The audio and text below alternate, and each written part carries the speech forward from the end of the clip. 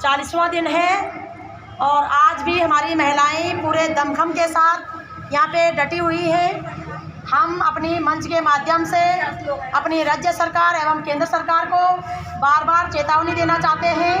यदि आप लोगों ने चार धाम यात्रा शुरू होने से पहले हमारे माँ बहन बेटियों का उत्तराखंड के 25 लाख निवेशकों का पैसा ससम्मान सहित उन्हें वापस नहीं लौटाया तो हम चार धाम यात्रा को बाधित करने पे मजबूर हो जाएंगे। आप गलतफहमी में ना रहें। हरिद्वार नारसिंह से लेकर के बद्रीनाथ, केदारनाथ, नीति माणा तक सभी लोग LUCC नामक कंपनी से पीड़ित हैं। यदि इनमें से भी किसी एक भी नागरिक ने आत्मदाह करने की कोशिश की या किसी भी प्रकार से उन्हें कोई नुकसान हुआ तो इसका जिम्मेदार सीधा सीधा हमारा राज्य सरकार और केंद्र सरकार है, जिन्होंने इस कंपनी को परमिशन दिया है पंजीकृत करने के लिए, फिर उसकी मॉनिटरिंग नहीं की और उसके बाद आज इस कंपनी को ये बाहर भगाने में अपना पूरा मिली भगत इनकी है। और जब महिलाएं अपनी आवाज़ उठा रहे हैं तो यहाँ पे हमारे SDM महोदय जी यहाँ पे धरने में बैठे महिलाओं को नोटिस भेज रहे हैं डराने धमकाने के लिए।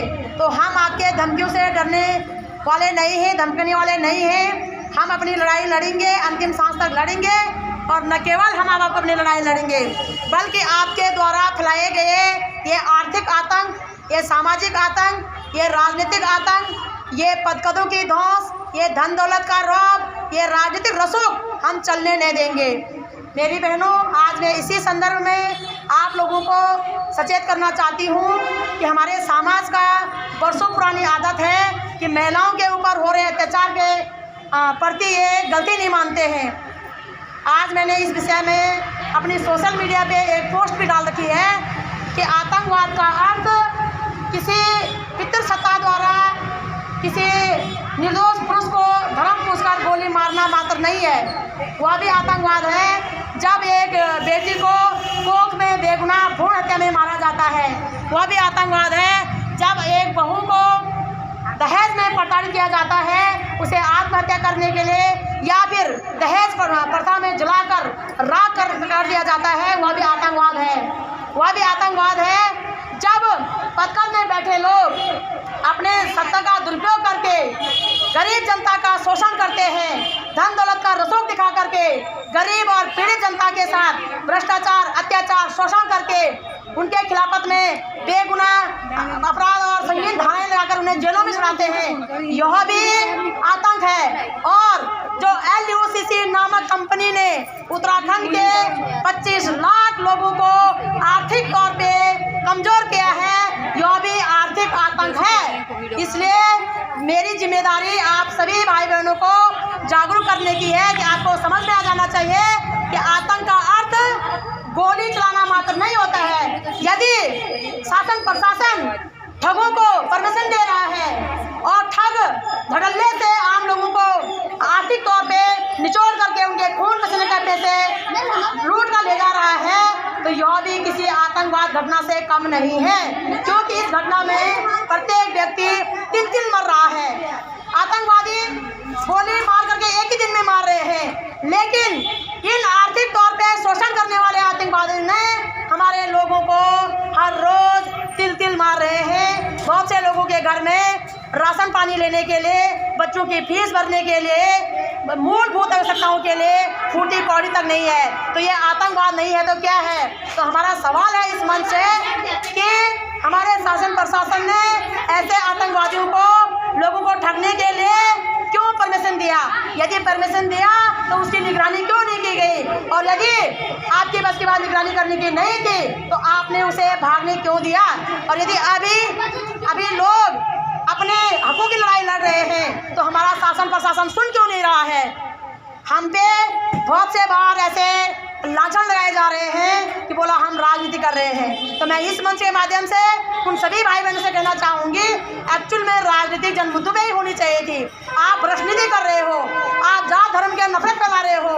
काश आप राजनीति करते और इन लोगों के मुद्दे संसद भवन में उठाते, क्योंकि नेता की दायित्व होता है साथियों कि यदि वो जीत के संसद भवन में जाते हैं तो वहाँ आपकी आवाज़ उठाएं, यदि हार जाते हैं तो सड़कों पे आपकी आवाज़ उठाएं।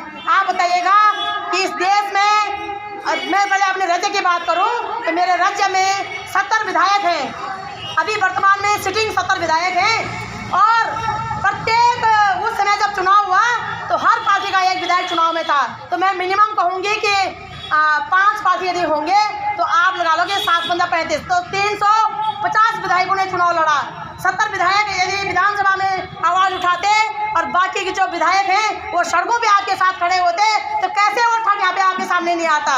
लेकिन दुर्भाग्य है कि यहाँ ऐसे लगता है कि चुनाव सिर्फ ये जात धर्म का मुद्दा है, जन मुद्दा तो चुनाव है ही नहीं। इन्हें लगता है कि मेरी जाति के लोग, मेरे धर्म के लोग भ्रमित होकर के मुझे वोट दे देंगे और फिर मैं एक दिन को मंदिर में बहकाने के लिए चले जाऊंगा, एक दिन मैं इनके शादी ब्याह में शामिल हो जाऊंगा और हमारे लोग खुश हो जाएंगे। लेकिन मैं पूछना चाहती हूँ कि लोगों के धन की रक्षा कौन करेगा, लोगों की मान सम्मान की रक्षा कौन करेगा, लोगों के हितों की रक्षा कौन करेगा। सड़क, बिजली, पानी, बढ़ती महंगाई, बेरोजगारी, इन पे कौन बोलेगा। हमारे नेता तो बोलेंगे, या तो सिटिंग नेता बोलेंगे या फिर हारे हुए नेता बोलेंगे। तो कहाँ है वो नेता दूर दूर तक।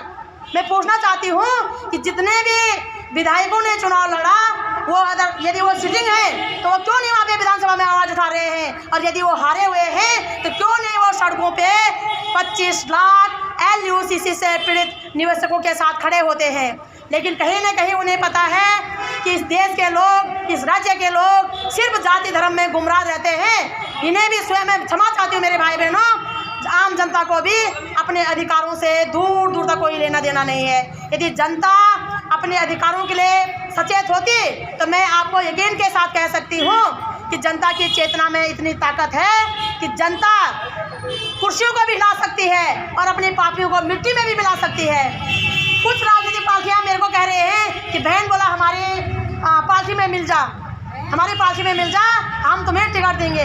मैंने कहा आप टिकट डालूंगा, लेकिन तुम क्या फरमाना मेरा पार्टी, मतलब तुम क्या फरकाना चाहना जो मैं नहीं फरका सको, है ना, तुम क्या फरका रहे हो। मैंने कहा अपनी पार्टियों में। तो मैं ये कहना चाहती हूँ कि पदकदों में इतना दम नहीं होता। यदि उन पे दम होता तो भ्रष्टाचार खत्म करते, उन पे दम होता तो आतंकवाद खत्म करते, उन पे दम होता तो किसी भी प्रकार का जो प्रोपेगेंडा चल रहा है उसे खत्म करते। लेकिन मातृशक्ति पे दम है। आज मातृशक्ति ने इस देश के, इस राज्य के शासन प्रशासन को घुटनों पे लेने के लिए मजबूर कर दिया है। सिर्फ हम 40-45 महिलाएं इसमें बैठे हुए होते हैं और जब भी मैं सोशल मीडिया पे कोई भी पोस्ट डाल रही हूँ हमारे घर में पुलिस पहुँच जा रही है कि दीदी बोला ज़्यादा वो मत करना, कहीं हमारी नौकरी न चली जाए। बोला DM CM सब परेशान हो रखे हैं।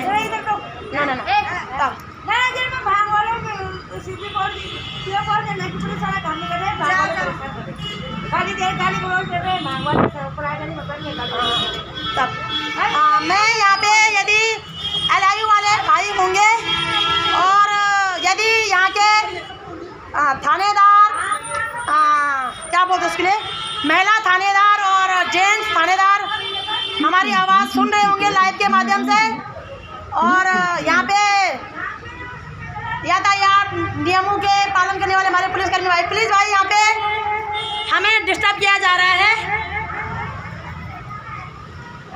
तो मैं ये कहना चाहती हूँ कि हमें आत्मा से चेतना के तल पे उतरना पड़ेगा, क्योंकि हम लोगों ने ऐसे नेताओं को हुक्मरानों में, कुर्सियों में बिठा दिया है जिन्हें ना आपसे कोई लेना देना, ना आपके सरोकारों से कोई लेना देना। हमने ऐसे लोगों को धर्मगुरु बना दिया है जिन्हें थौ का भी पता नहीं है। साथियों, सदियों से इस देश में नारी के साथ अत्याचार हुआ और कभी नहीं माना इस समाज ने कि हमने नारियों के साथ अत्याचार किया। इस देश के लोग समझते हैं यदि पुरुष पे गोली चलाएगा तो उसे आतंकवाद कहा जाएगा, लेकिन यदि धर्म के नाम पे बाल विवाह किया जाएगा, उन बाल विधवाओं को सती प्रथा में जलाया जाएगा, वो आतंकवाद नहीं कहलाता है, वो धर्म कहलाता है। यदि भ्रूण हत्या की जाएगी वो आतंकवाद नहीं कहलाता, वो वंश कहलाता है कि वंश को आगे बढ़ाना है। यदि माँ बहन बेटियों को दहेज प्रथा में जलाया जाएगा तो उसे आतंकवाद नहीं कहा जाता है, उसे प्रथा कहा जाता है, रीति रिवाज कहा जाता है। यदि आज भी हमारे बहनों ने विश्वास किया था LUCC नामक कंपनी पे, तो इसे भी गलती नहीं माना जा रहा है, इसे भी आतंकवाद नहीं कहा जा रहा है, इस पे महिलाओं को कोसा जा रहा है कि आप क्यों फंसे। तो हम पूछना चाहते हैं में फंसे, हम अपने भोलेपन में फंसे, लेकिन तुमने क्यों फंसाया? हम ये पूछना चाहते हैं कि इन लोगों ने, हमारे सत्ता के हुक्मरानों ने इन्हें लाइसेंस क्यों दिया, इन्हें क्यों फंसाया? तो हम जनता को भी, शासन प्रशासन को भी और हुक्मरानों को भी चेताना चाहते हैं कि गलतफहमी में ना रहें। आतंकवाद होता है, चाहे वो आर्थिक दृष्टि से हो, सामाजिक दृष्टि से हो, जातिगत दृष्टि से हो, पारिवारिक दृष्टि से हो, किसी भी दृष्टि से हो। यदि आपके शब्दों से, यदि आपके कर्मों से किसी एक भी व्यक्ति को तकलीफ हो रही है, उसका जीना दुस्सार हो रहा है, वो प्रताड़ित है, तो इसका सीधा सीधा अर्थ है कि आप आतंकवादी हो। आप उन पद पदों पे बैठ करके पद पदों का दुरुपयोग कर रहे हो। और मेन वो लोग जिनके पास देश की संवैधानिक पद है, यदि वो उन पद पदों का दुरुपयोग कर रहे हैं, आपसे बड़ा देश का गद्दार भ्रष्टाचार और कौन हो सकता है? आपके पास देश का गरिमामय पद है, आपकी जिम्मेदारी है कि आप हम लोगों को इस सिचुएशन से बाहर निकालें, लेकिन आप बाहर निकालने की जगह महिलाओं को प्रताड़ित कर रहे हो साथियों। तो यह चीज़ बिल्कुल बर्दाश्त नहीं किया जाएगा। और मैं इस मंच के माध्यम से सभी मातृशक्ति से कहना चाहूँगी, अब वक्त आ चुका है आपको अपने ममता से संसार को सींचने का। एक कहानी अभी मैंने आप लोगों से शेयर की। एक हमारी सिंधु ताई थी, उनके पति ने, उनके ससुराल वालों ने, उनके माँ बाप ने उन्हें बाहर निकाल दिया था क्योंकि उनकी बेटी पैदा हुई थी। लेकिन ममता ऐसी चीज़ होती है, उसने निकालने के बावजूद भी हजारों महिलाओं को हजारों अनाथ बच्चों को इकट्ठा करके किसी को टीचर बनाया, किसी को डॉक्टर बनाया। तो ममता यदि त्याग किया जाएगा ममता का, तो वो तभी वह सृजन करती है। लेकिन यदि पुरुषों को बहिष्कार किया जाएगा तो वो आतंकवादी बन जाते हैं। और फिर धर्म पूछ करके, जैसे आप लोगों ने देखा होगा जम्मू कश्मीर में पहलगाम में पितृसत्ता ने धर्म पूछ करके निर्दोष पुरुषों को मारा। पूरा देश इस विषय में तकलीफ में है, हम भी तकलीफ में हैं। लेकिन यह पुरुष, यह पितृ समाज तब कहाँ जाता है जब बेटी अंकिता को पुलकित नामक आतंकवाद ने मारा।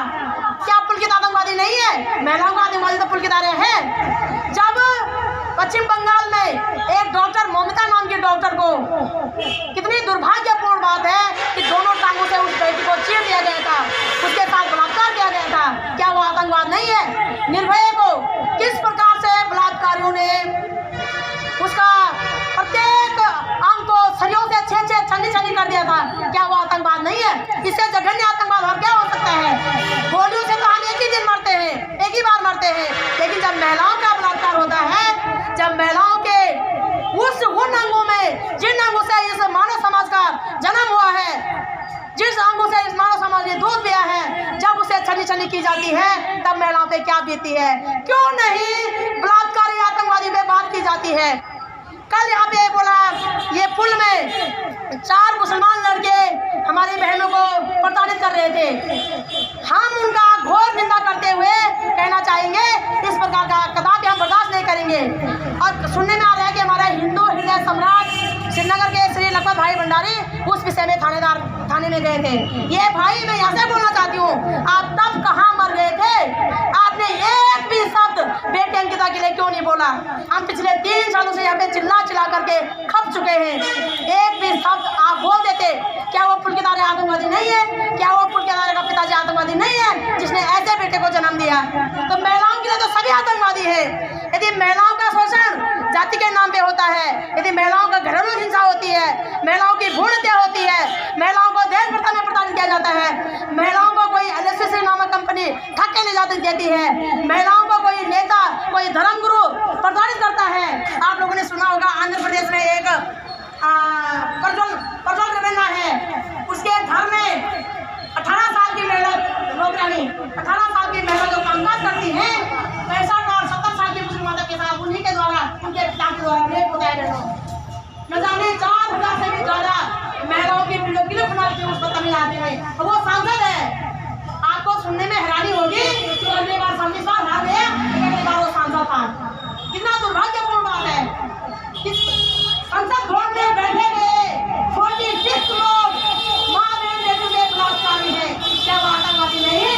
क्यों इस देश में पुरुषों पे गोली चलनी पड़ी?